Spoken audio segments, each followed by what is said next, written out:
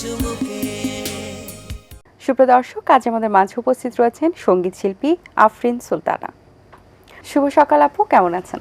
আলহামদুলিল্লাহ, ভালো আছি। আপনি কেমন আছেন? আমি বেশ ভালো আছি, ধন্যবাদ আপনাকে। একটু জানতে চাই যে গানের সাথে পথ চলার জার্নিটা আপনার শুরু হয়েছিল কবে থেকে? গানের সাথে পথ চলার জার্নিটা, আমি একটা সঙ্গীত পরিবারে আমার জন্ম, এবং ছোটবেলা থেকে যখন কথা বলি তারপর থেকে গুনগুন করে ছড়া গান, তারপরে এভাবেই ওস্তাদ নিয়ে পরে তালিম নিয়ে কখন যে চলে এসেছি নিজেই জানি না। আচ্ছা, ওস্তাদ কারা কারা ছিলেন? আমি যেহেতু খুলনার মেয়ে, আমার ওখানে ওস্তাদ ছিলেন আলী আহমেদ স্যার, ওনার কাছ থেকে তালিম নেওয়া। আমরা তো আরো কথা বলবো গান নিয়ে, গানের আপডেট সম্পর্কে। একটু গান শুনে নিতে চাই সকালের এই সময়ে। কোন গানটি শোনাবেন? এই মুহূর্তে যে গানটা মনে পড়ছে আমি ওই গানটি করার চেষ্টা করছি আর কি। লাগাইয়া পিরিতের ডোরি, লাগাইয়া পিরিতের ডোরি, আলগা থাকি টানে রে, আমার বন্ধু মহা জাদু জানে, জাদু জানে রে, আমার বন্ধু মহা জাদু জানে।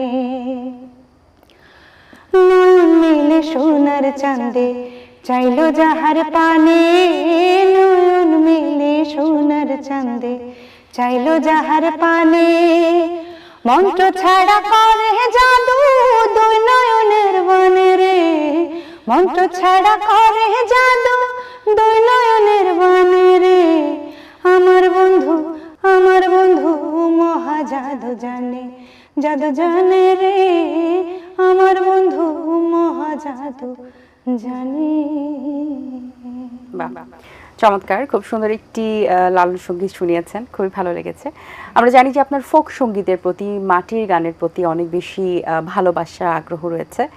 স্পেশালি লালন সঙ্গীতের উপরে এত ভালোবাসা কেন? লালনকে ভালোবাসে না আমার মনে হয় না এমন কাউকে খুঁজে পাওয়া যাবে।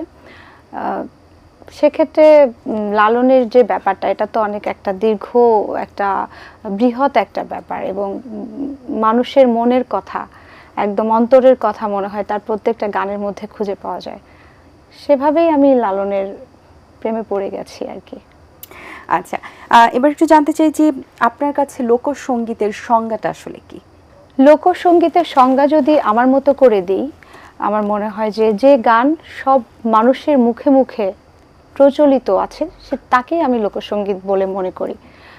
বিশেষ করে আমাদের দেশের মাটির গান, যেগুলা মাটি এবং মানুষের কথা বলে, প্রেমের কথা বলে, অভিমানের কথা বলে, বিচ্ছেদের কথা বলে, এই গানগুলো, এই টাইপের কথার গানকেই আমি আসলে লোকসঙ্গীত মনে করি। আচ্ছা, লোকসঙ্গীতের তো একটা আলাদা ধরনের আমেজ রয়েছে, একটা সুর রয়েছে, একটা ভালোবাসা রয়েছে। আপনি যে গানটি একটু আগে গাইলেন, আমার বন্ধু মহা জাদু গানে জানে, এই গানটি কিন্তু রিসেন্টলি একটু রিমিক্স আকারে, একটু নতুন আঙ্গিকে কিন্তু উপস্থাপন করা হয়েছে। সো এই যে ফোক সঙ্গীতকে ফিউশন করে যে উপস্থাপন করার ব্যাপারটা, এটা আপনি কিভাবে দেখেন?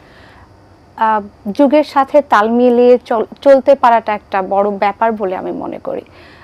কারণ আধুনিক যে ব্যাপারটা প্রজন্মের মধ্যে ছড়িয়ে দেওয়া, লোকসঙ্গীতকে ফিউশন করে ওইভাবে তারা যেটা চাচ্ছে সেইভাবে মডিফাই করে যখন প্রেজেন্ট হচ্ছে, আমার কাছে তো ভালোই লাগছে ব্যাপারটা। আমার কাছে, আমি খুব এনজয় করি এই ব্যাপারটাকে। এবং কিন্তু নতুন জেনারেশনের কাছেও গানগুলো নতুন ভাবে উপস্থাপন। হ্যাঁ, তবে এটাও সত্য কথা, অনেক সময় অনেক বেশি মডার্ন করতে যে বিকৃতি করে ফেলতেছে। আমি রিসেন্ট কিছু গান আমি দেখেছি, আমি সেটা বলবো না, বাট যেটা সুন্দর ওটা তো সবাই সাপোর্ট করবে এবং সবার কাছে ভালো লাগে। তো আমার কাছেও ভালো লাগছে বিষয়টা। ভালো খারাপ নিয়ে তো আসলে ভালো সবকিছু। খারাপ নিয়ে। আচ্ছা, এবার আপনার কণ্ঠে আরেকটি গান শুনতে চাই। তুমি আছো সব আছে ভুবনে আমার, তুমি নাই কিছু নাই, ব্যথারি পাহাড়,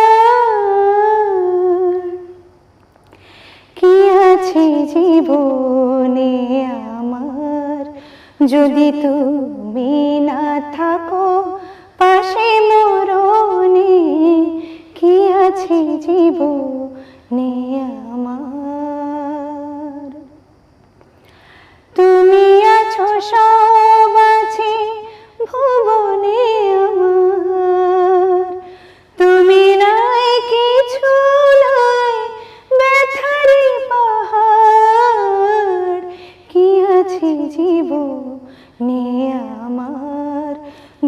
তুমি না থাকো পাশে মরণে কি আছে জীবনে আমার। অপূর্ব, খুব ভালো, একটি সুন্দর গান শুনিয়েছেন, ধন্যবাদ আপনাকে। এবার একটু জানতে চাই আপনার মৌলিক গানের সংখ্যা 5টি, এত কম কেন? কারণ আপনি ছোটবেলা থেকেই গান করছেন, আচ্ছা। মৌলিক গানের সংখ্যা এত কম কেন, এবং সেই গানগুলো সুরকার গীতিকার কারা ছিলেন? জি, ছোটবেলা থেকে গানের সাথেই ছিলাম, কিন্তু আমি একটা সময় পরে যে স্টেজ পারফর্ম নিয়ে আমি একটু বেশি ঝুঁকে গিয়েছিলাম, কিন্তু দিন শেষে আমার মনে হয়েছে যে একটা শিল্পীর যেটা পরিচয় বহন করে মৌলিক গান, নিজের গান, সেটা করা অত্যন্ত জরুরি। বাট সেই সময়টা একটু গ্যাপে তৈরি হয়ে গেছে, এজন্য হয়তোবা সংখ্যাটা অবশ্যই সংখ্যা একটু কম, বাট সামনে ইনশাল্লাহ আমার অনেক বেশি মৌলিক গানের প্রতি আগ্রহ এবং ঝোঁক রয়েছে এবং ইনশাল্লাহ করব। জি, অবশ্যই, আমরাও সেটাই প্রত্যাশা করছি। আপনি স্টেজ শোর কথা বলছিলেন, যখন স্টেজ শোগুলো করা হতো তখন সবচেয়ে বেশি কোন কোন গানের রিকোয়েস্টগুলো আসতো? স্টেজ শোতে যেটা একটা শিল্পী কখনো নিজের পছন্দের গান করতে পারে না, সবসময় অডিয়েন্সকে ফোকাস দিয়ে এই গানটা করতে হয়। সেক্ষেত্রে যেগুলা রিদমিক এবং ডান্সের গান, এই টাইপের গান বেশি চলে আর কি। আচ্ছা, এই মুহূর্তে আমরা আরেকটি গান শুনতে চাই, কোন রিদমিক গানই কি শোনাবেন কিনা? শিওর। এক নজর না দেখিলে বন্ধু দুনিয়া আন্ধার হয়, কাছে তোমায় না পাইলে বন্ধু দম যেন মরে যায়। ও বন্ধু তুমি কই কই রে, এ প্রাণ বুঝি যায় রে। ও বন্ধু তুমি কই কই রে, এ প্রাণ বুঝি যায় রে। ও তুমি ছাড়া বাঁচি না, ও তুমি বিনা বাঁচি না, ও তুমি বিনা নাই নাই রে, এ প্রাণ বুঝি যায় রে। বাহ, চমৎকার, ধন্যবাদ আপনাকে। সো গান নিয়ে এখন কি আপডেট আছে, কাজের ব্যস্ততা কেমন যাচ্ছে এবং নতুন কি কাজ আসবে আপনার? শিল্পী হিসাবে আমার যতগুলো কাজ করেছি তার মধ্যে অনেক বড় পাওয়া যেটার কথা না বললে নয়, আমি এটিএন ফোক ক্লাবে জয়েন করতে পেরেছি এবং যেটা এটিএন বাংলায় প্রচারিত হবে এবং অনেক ব্যাপক একটা বিশাল আয়োজনের মধ্যে দিয়ে এটা মানুষের কাছে আসতে যাচ্ছে। এবং আমাকে যিনি সুযোগ করে দিয়েছেন আমাদের শ্রদ্ধেয় মানাম মাহমুদ স্যার, এটিএন বাংলার কর্ণধার মাহফুজুর রহমান স্যার, আমি অনেক কৃতজ্ঞতা জানাচ্ছি তাদের কাছে। এই অনুষ্ঠানের মাধ্যমে আমি সত্যি মনের কথাটা প্রকাশ করতে পেরে আমার আজকে অনেক ভালো লাগছে। আমি অনেক খুশি এবং অনেক সৌভাগ্যের মনে করছি, এবং একজন শিল্পী হিসাবে এত বড় একটা প্ল্যাটফর্মে সুযোগ পাওয়াটা আমি মনে করি অবশ্যই সৌভাগ্যের। আচ্ছা, অবসর সময় কোন শিল্পীর গান বেশি শোনা হয়? আমি সত্য কথা বলতে আমি নিজের জন্য কখনো গান খুব কমই শুনি। আমার প্রয়োজনে যখন যার গানটা দরকার হয় বা তোলার দরকার হয় ওভাবে বাট আমি ভাগ করতে পারবো না যে আমার ফেভারিট শিল্পী, কারণ সবার গানই আমার খুব পছন্দের। বাংলাদেশে যারা স্বনামধন্য গান করেন আমি সবার গানই শুনি। এবং কিন্তু যখন ছোটবেলায় ছিলেন তখন তো অনেকে গান শুনেছেন, স্পেশালি কোনো শিল্পী আছে কিনা বা কারা আছেন বা কারা ছিলেন? ছোটবেলায় যখন ক্যাসেটের যুগ ছিল, আমার আম্মাকে দেখতাম ঘুম থেকে উঠেই ক্যাসেটটা প্লে করে দিয়ে বিভিন্ন কাজ করছেন। তো তাদের মানে উনি যখন কাজ, এমন কিন্তু অনেকেই করেন কাজের ফাঁকে ফাঁকে তারা গান শুনতে অনেক পছন্দ গান করেন। আছে যেটা আমি ওই সময়টা শুনছি, ওইভাবেই মনে আছে এন্ড ওইভাবেই গাচ্ছি, পরে আর শুনিও নি যে কি। তো তখন আম্মাকে দেখতাম যে সাবিনা ইয়াসমিনের গানটা বেশি শুনতেন এবং ডলি শান্তনির গানটা খুব পছন্দ করতেন আম্মা। তো ওনাদের গানগুলাই আব্বু আম্মু যে গানগুলো শুনতো ওটাই শোনা হতো আর কি, এবং ওই গানগুলো এখনো আমার খুব ভালো লাগে। আচ্ছা, গান ছাড়া কি অন্য কোনো প্রফেশনে আছেন কিনা? আপাতত আমি কোনো প্রফেশনে নাই, গানটাকে আমি খুব মন দিয়ে দেখছি আর কি। আচ্ছা, সবাই তো এখন ট্রেন্ডি হতে চায়, একটু ভাইরাল হতে চায়, একটু আপডেটেড থাকতে চায় এবং আপডেটেড রাখতে চায় দর্শকদেরকেও নিজের গানের মাধ্যমে। সেই জায়গা থেকে আপনার কোনো এরকম পরিকল্পনা আছে কিনা যে আপনি ভাইরাল হতে চান বা ট্রেন্ডি হতে চান? ভাইরাল তো মানুষ দুই ভাবে হচ্ছে, খুব পজিটিভ অ্যান্ড নেগেটিভ। তো আমার ভাইরাল হওয়ার কোনো ইচ্ছা নাই, বাট আমি চাই যে মানুষ আমাকে খুব সুন্দরভাবে চিনুক, সেটা মানে প্রেজেন্টেশনটা খুব ভালো হোক আর কি, অ্যাটলিস্ট আমি হিট না হই কিন্তু আমার মানে বলুক যে ভালো হয়েছে, কাজটা ভালো হয়েছে। ভাইরাল হওয়ার প্রতি আমার অতটা কখনো ইচ্ছা কাজ করেনি। আচ্ছা, মানুষের মনে জায়গা করে নিতে পারাটাই পারাটাই হচ্ছে অনেক বড় বিষয়।